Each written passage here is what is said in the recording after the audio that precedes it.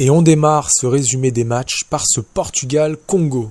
La bande à Ronaldo qui faisait son entrée en lice dans cette compétition pied au plancher grâce à une ouverture du score rapide par l'intermédiaire du milieu parisien. Waouh! Le Portugal va dominer mais ne parvient pas à doubler la mise et c'est bien la RDC qui va finalement parvenir à égaliser juste avant la mi-temps. Le Portugal a pris un coup derrière la tête et ne parvient plus à imposer son rythme dans cette seconde période malgré la présence de son attaquant star, Ronaldo, 41 ans, qui aura été nul pendant toute la rencontre.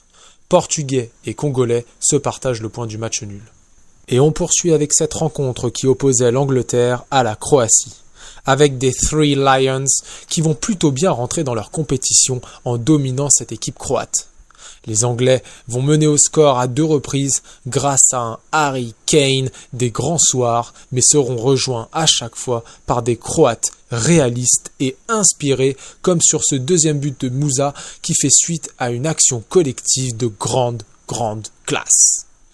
Mais l'Angleterre va repartir de plus belle en seconde période avec un but de Bellingham dès le retour des vestiaires. La Croatie est à la peine et va même finir par encaisser le but du chaos à la 85e minute sur un contre anglais bien conclu par Rashford. On démarre maintenant les matchs de cette nuit par ce Ghana-Panama, une affiche moins spectaculaire donc sur le papier et ça s'est confirmé à la télé. On attendait le Ghana, mais c'est bien le Panama qui se montre le plus dangereux dans ce début de match sans parvenir pour autant à ouvrir le score.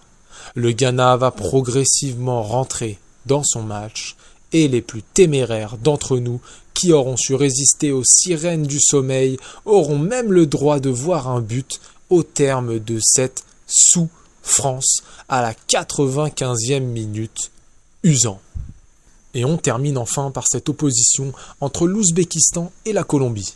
Une Colombie qui s'avance comme grande favorite de cette rencontre et va parvenir à faire respecter la hiérarchie en s'imposant logiquement face à cette équipe ouzbèque qui fêtait là son premier match dans une phase finale de Coupe du Monde.